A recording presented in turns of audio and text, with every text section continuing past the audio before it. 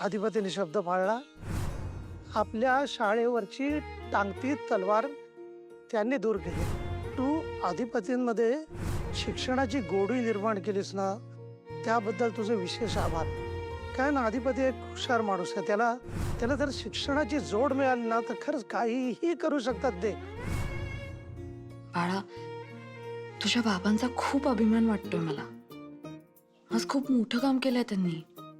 ते शाळेच्या बाजूने उभे राहिले नसते ना, तर आपली शाळा बंद झाली असती. त्यांना आता खऱ्या अर्थाने शिक्षणाचं महत्त्व पटलंय. त्यांनी कित्येक गरजू मुलांना शिक्षणासाठी मदत केली. का तर पैसे नाहीत म्हणून त्यांचं शिक्षण बंद पडू नये म्हणून. तुम्ही आता शाळेत पाठवा तेजसला.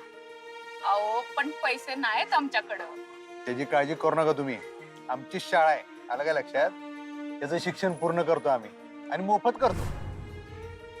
खरं सांगू का तुला बाळ, तुझे बाबा फार शिकलेले नाहीयेत, पण पुढे शिकण्याची त्यांची इच्छा आहे. आणि सगळ्यात महत्वाचं हेच असतं, इच्छा पाहिजे तुमची शिकण्याची. ते म्हणतात ना, इच्छा असेल तर मार्ग दिसेल. मी जेव्हा तुझ्या बाबांना म्हटलं ना, तुम्ही पुन्हा शिक्षण सुरू करा, तर ते त्यांना काही पटलंच नाही. हसायला लागले. मला म्हटलं, असं कुठे असतं का मास्तरीण बाई? आता या वयात मी शाळेत गेलो तर लोक हसतील माझ्यावर. तुम्ही मास्तरीण होता आहे आणि राहणार. तुम्ही मलाच शिकवताय. शिकवल्यानं तुम्हाला जरा बरं वाटणार असेल तर मग. मी तेव्हा त्यांना म्हटलं, बाकी कुणासाठी नाही, माझ्यासाठी शिका. कारण त्यांनी पुढे शिकावं अशी माझी इच्छा होती. तुला माहितीये, तुझ्या चारू आजी आहेत ना, त्यांची इच्छा होती की तुझ्या बाबांनी खूप शिकावं, कुठली तरी मोठ्या पदाची नोकरी करावी, सायंटिस्ट व्हावं, काहीतरी छान मोठं करावं.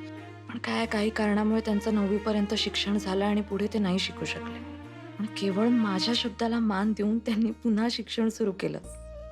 ते खूप बिझी असतात तुझे बाबा, खूप कामं असतात त्यांना, पण त्या सगळ्यातून वेळ काढून त्यांनी अभ्यास केला.